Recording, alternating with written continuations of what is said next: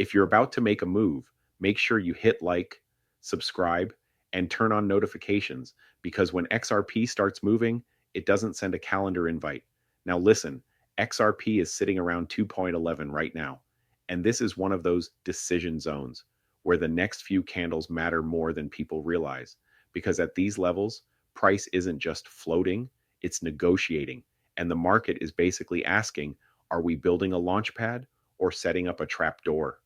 As of this moment, XRP is trading around $2.12 with an intraday low near $2 and high near $2.12. So let's break down the next levels the way traders actually use them.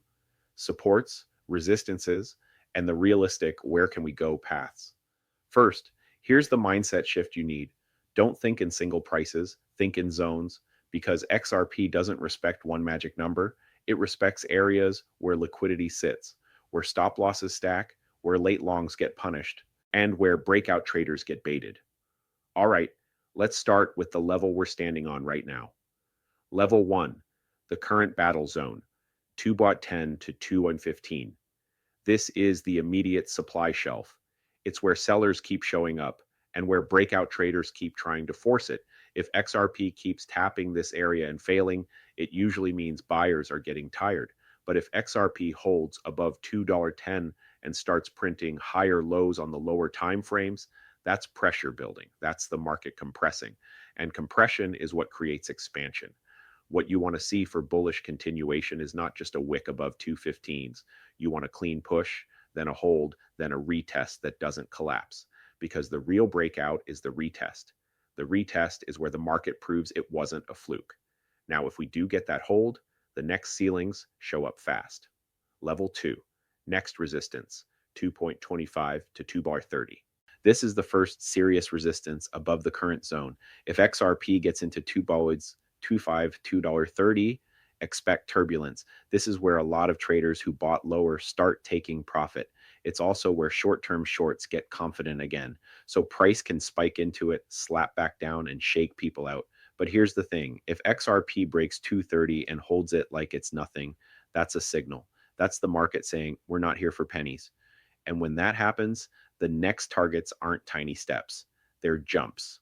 Level 3, big psychological and technical zone, 240 to 250. This is the headline level. When XRP is above 250, the whole vibe changes. People start posting rocket emojis. Influencers come out of hibernation, and retail starts chasing again. But traders watch $2.50 because it tends to act like a magnet and a wall at the same time. Price can rip up to it because it's a clean number. Then it can stall because everyone's watching it. If XRP tags $2.50 and rejects, that's not automatically bearish, it's normal. What matters is whether the pullback stays shallow. Shallow pullbacks are bullish. Now let's talk about the where can we go targets if bulls actually win this fight. Bullish path. If XRP holds above $2.10 and reclaims 2.30, target 1, 2.50, target 2, 2.70, 2.80, target 3, 3 point Azores. And I want you to hear this clearly. 3 points over isn't just a number. It's a psychological event because once $3 prints again, the conversation changes from can it to how far. That's where FOMO starts creeping in and momentum traders pile on. But I'm not going to sell you fairy dust. For XRP to actually live above $3, we need follow through. We need the market environment to cooperate. We need Bitcoin not to rug the whole sector. We need liquidity to keep flowing into majors. So bullish doesn't mean straight line up.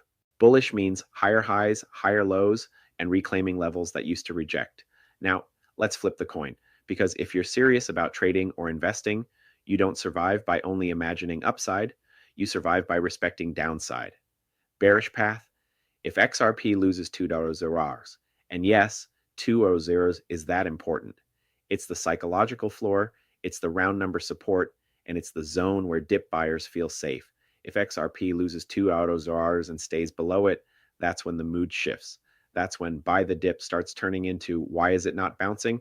So here are the downside levels to watch. Support 197. This is the first line. If XRP dips here and bounces fast, that's healthy. That's the market saying, fine, we'll grab liquidity and continue.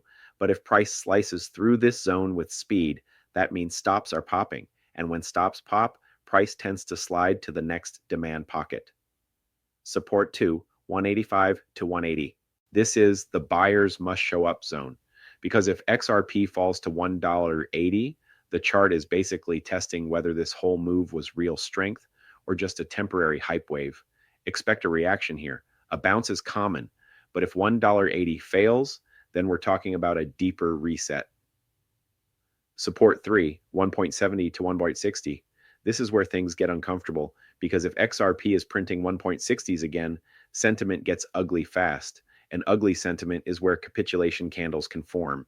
That's also where strong hands often start accumulating again, so it can be scary, but it can also be opportunity depending on the structure.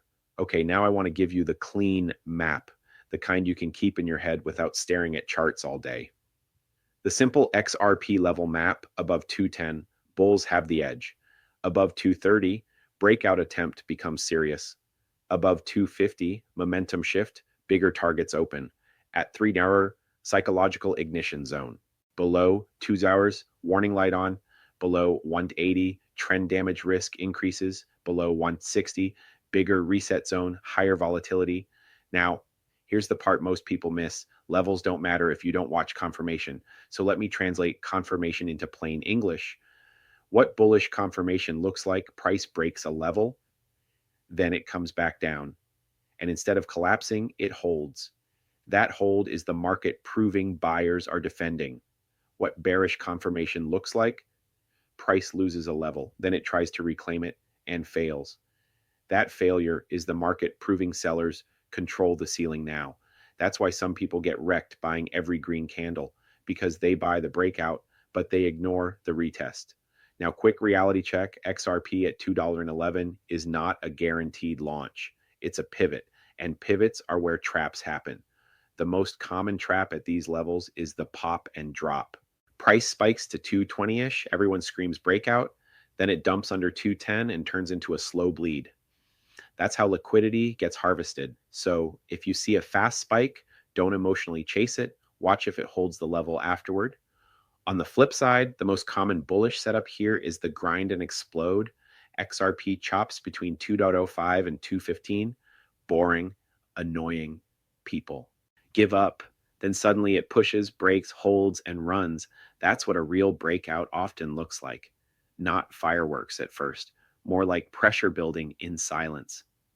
And look, if you appreciate this kind of no fluff level mapping, make sure you're subscribed to XRP Insider Network, because when the next big move hits, you're going to want the map before the crowd shows up. Now, let me answer your question directly. Where can we go? Here are the realistic pathways. Pathway A. Bulls take control, hold 2.10, break 230, test 250, push 280, challenge 3 hours. That's the clean staircase higher. Pathway B. Range and chop, reject. 215, bounce 2 hours, reject 215 again, repeat. This is the market waiting for a catalyst. It's boring, but it's common. Pathway C. Bear reset, lose 2 hours error, slide 1.85, test 1.80, deeper wick toward 1.70, $1.60 if panic spreads. That's the trapdoor scenario. So what should you do with this? Use it like a GPS. If we're above $2.10, your bias can stay cautiously bullish. If we lose $2 in hour, you stop pretending the floor is unbreakable. And if we reclaim $2.30 and hold it, you respect that momentum is waking up. Final thought. XRP is one of those assets where moves can be sudden and aggressive. So don't marry a price, marry a plan.